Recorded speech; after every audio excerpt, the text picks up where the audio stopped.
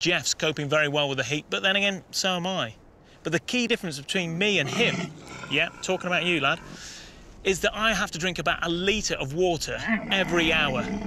Whereas Jeff, despite his complaining, doesn't have to drink anything for the next 7 days despite this heat. They don't store water. He hasn't got water in that hump. That's purely a fat reserve. He's got a little bit in his guts, but the key thing that he does is that he doesn't lose what he's got. He uses his long limbs and his long neck as radiators to get rid of heat without losing water. He hardly sweats at all. He sucks every drop of moisture out of his food, and he allows his core body temperature to rise up to 6 degrees higher than normal, which would kill a human. It's all very well for camels to set off without water, but we're going too, and that means we have to take a vast quantity of water with us. It really will make the difference between us surviving this trip or not. So, Expedition Dr. Mukul is determined to make sure we all get the message. Sifa's our guide. He's going to tell us what we've got on today. For the next days, we'll be walking on the Salt Caravan route. This route is always really difficult. There are many people who dies from the weather, I mean, from the heat. This is serious stuff. And just from the car yesterday, a lot of us weren't as good with the water as we could have been. I certainly had a dehydration headache, and I know several others did. We've got to be better here, otherwise this will kill us. We're in the middle of absolutely nowhere, and it's going to get worse. And the good news?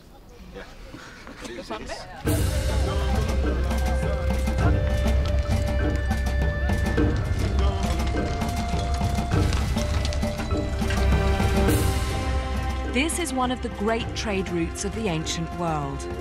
Over the centuries, thousands will have set off from here, and I feel a real sense of privilege to be one of the few Westerners to get the chance to join them.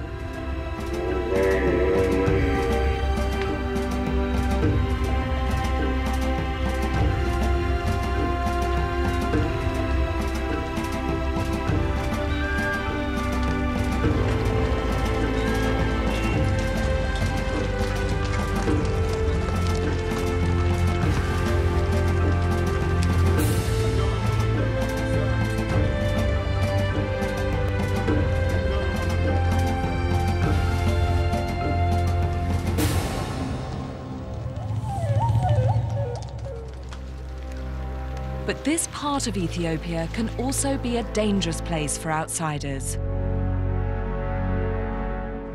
Just last year, a group of British tourists were kidnapped only a few kilometers from where we're walking. These high-sided canyons make perfect ambush territory for local bandits.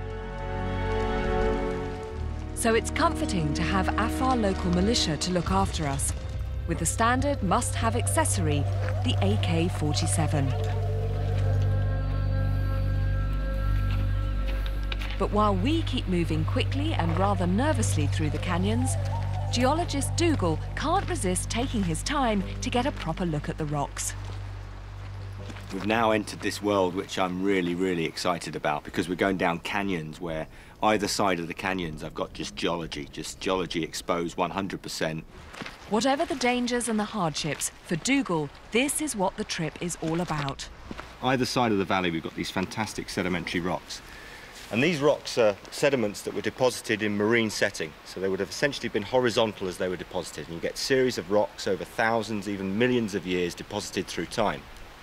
But what we're seeing here is these rocks are now tilted. They've been tilted along massive cracks in the Earth's crust, which are essentially acting as big fault zones, and these things are tilting in, and that's something very, very important in this region.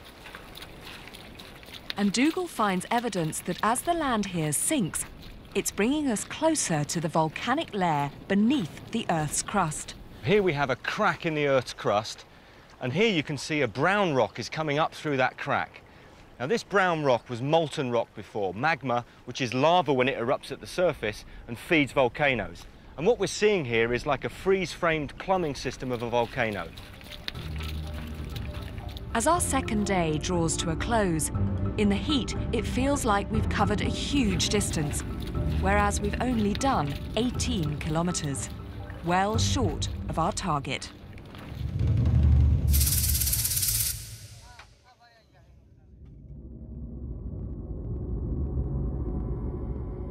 Day 3 and our first serious test begins.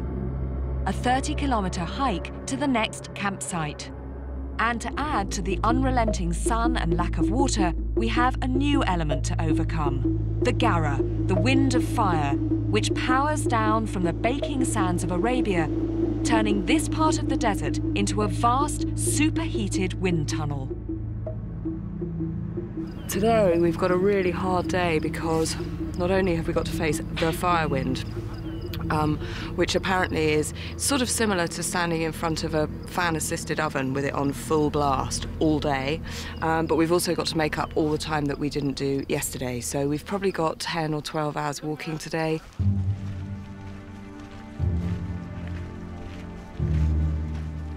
If we can keep up an average speed of 3 kilometres per hour, we should reach camp before nightfall.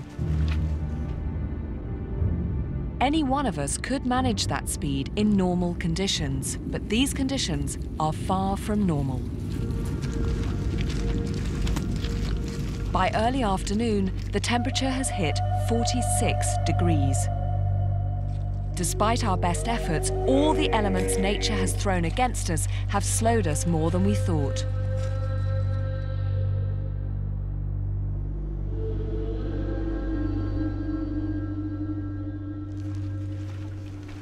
As the sun goes down, we still have several kilometers to go, so we have no choice but to keep walking into the night to reach our overnight stop.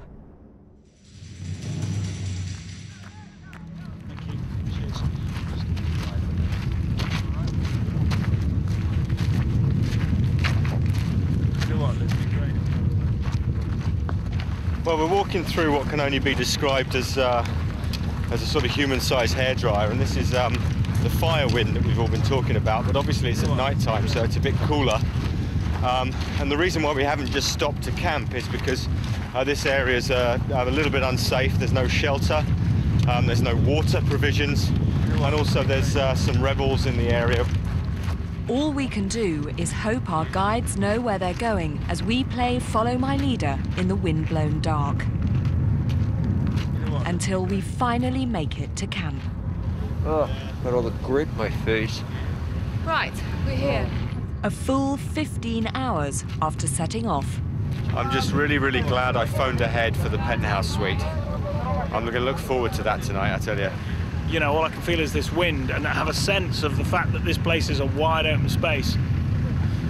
Tomorrow when the sun comes up, I think we'll get a better idea of what we've got left.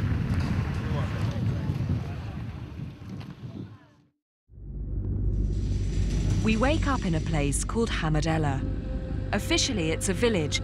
In fact, it's little more than a bleak military outpost just 15 kilometers from the border with neighboring Eritrea. After a decade of open warfare, they're now enjoying a period of peace. But no one's quite sure how long the fragile truce will last. That's the border with Eritrea. So this is a very hot political area. There are police and army basically stationed here at all times. We were told very categorically, when you want to go for a wee in the night, don't go that way because you'll be shot.